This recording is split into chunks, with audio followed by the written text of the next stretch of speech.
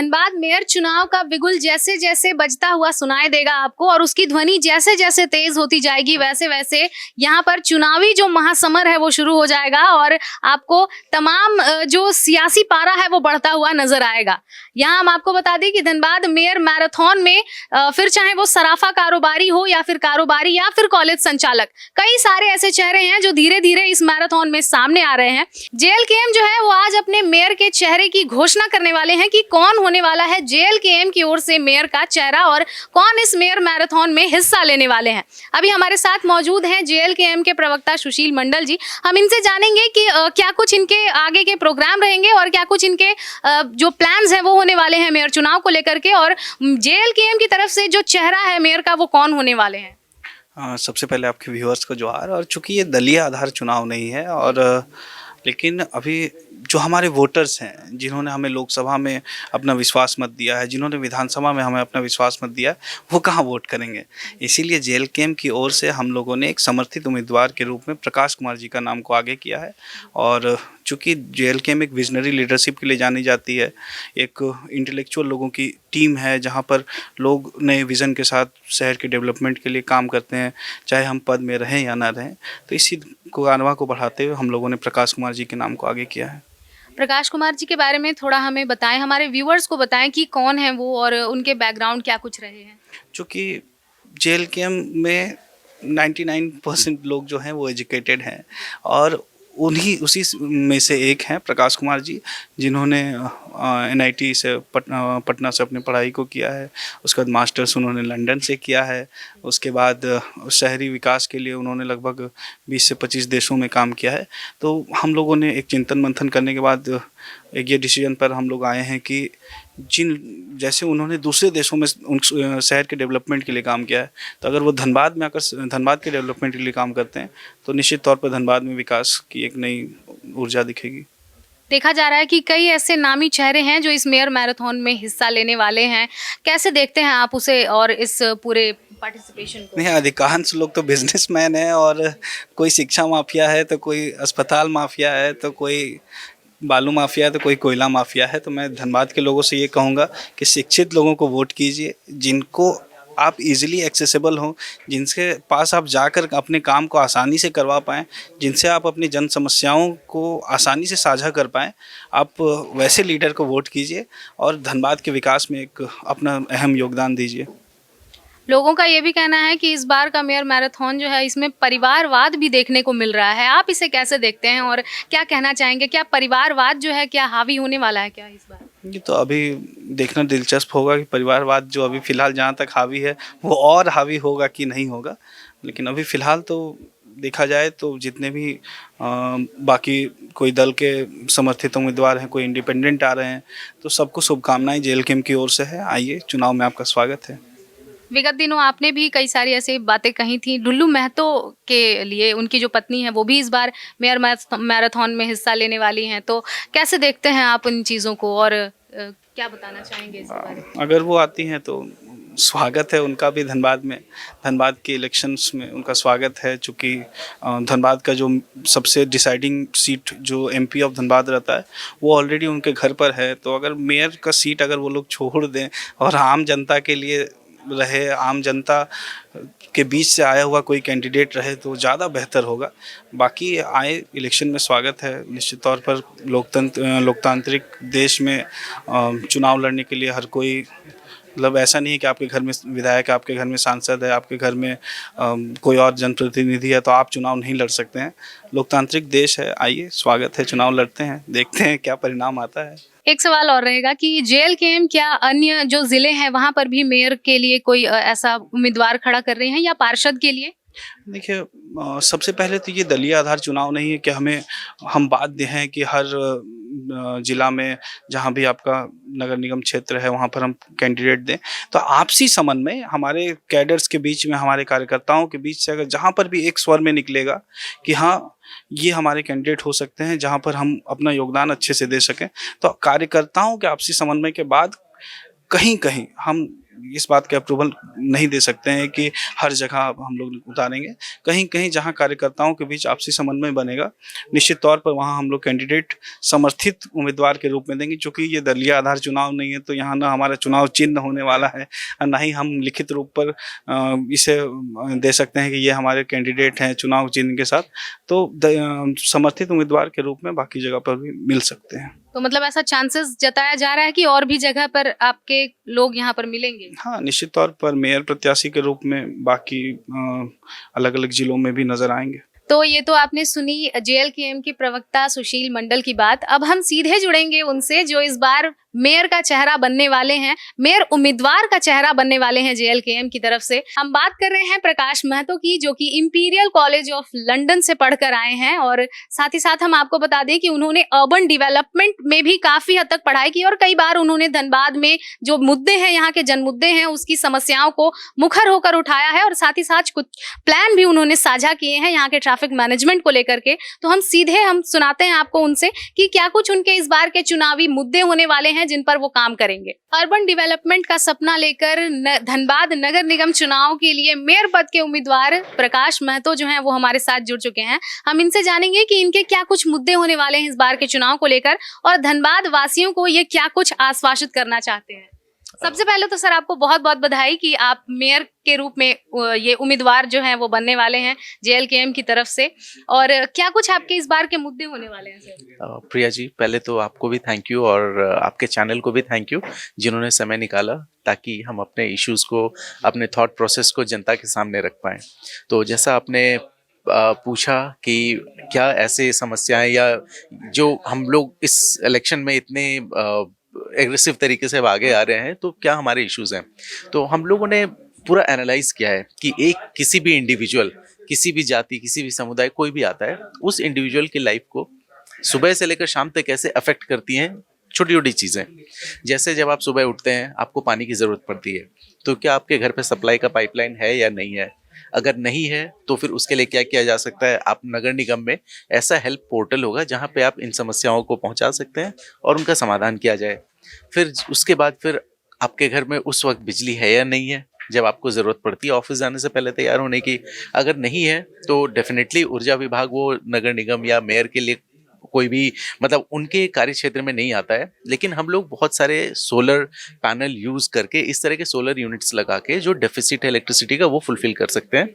तो हम लोग उतना थॉट रखते हैं। उसके बाद जब आप घर से बाहर निकलते हैं, आपको point a to point b, घर से ऑफिस जाना है, मार्केट जाना है, कहीं भी जाना है, तो क्या आपके पास कोई पब्लिक ट्रांसपोर्ट फैसिलिटी अवेलेबल है या नहीं है।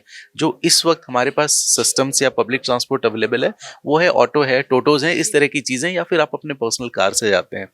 तो एक है कि वो एनवायरनमेंट फ्रेंडली भी नहीं है, इसलिए कि इस ठंड में कोई भी औरत, कोई भी बुजुर्ग, कोई भी बच्चा उस खुले ऑटो में जाता है। प्लस जो ऑटो की ड्राइविंग स्टाइल है वो अपने आप में एक रिस्की है, इतनी दुर्घटनाएं होती रहती हैं। तो जो पब्लिक या जो सिटी बस सर्विस जो बंद हो चुकी थी, हम लोग उसको रिवाइव करना चाहते हैं।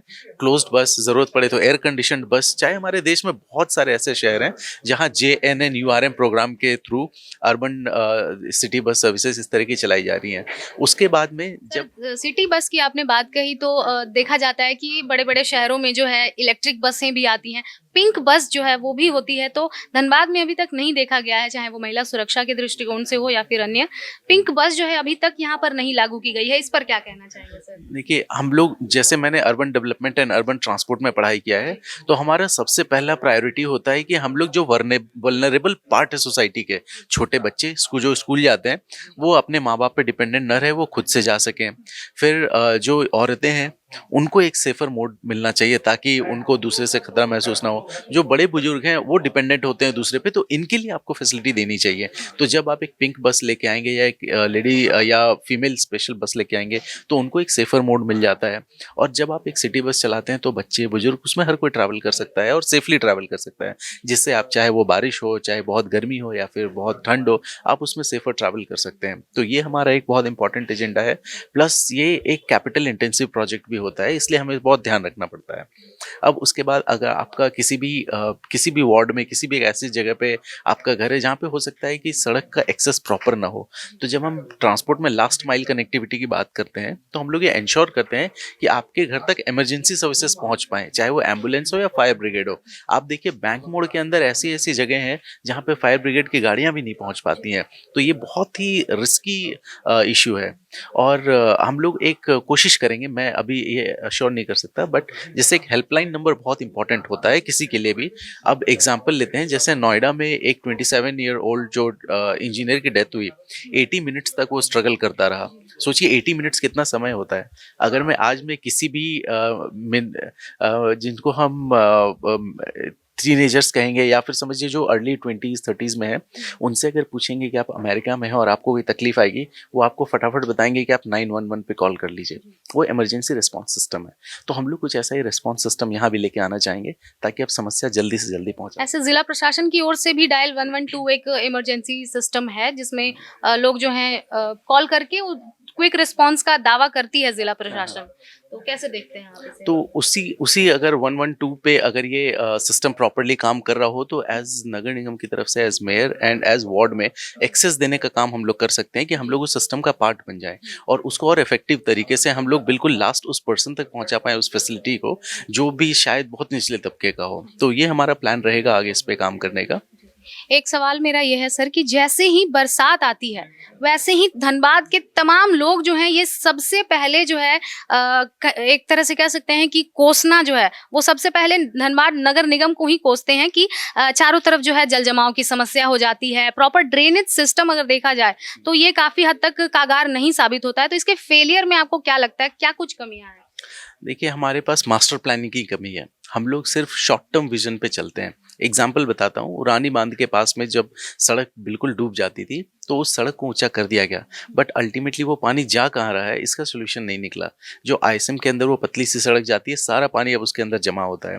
तो मैं ये गारंटी देता हूँ, मैं आज ये रिटन एश्योरेंस आपके चैनल पे रिकॉर्ड पे कहता हूँ कि अगर जनता हमें ये मैंडेट देती है मेयर पद का, तो एक प्रॉपर इंटेंसिव स्टडी कराया जाएगा वो पूरे एरिया का।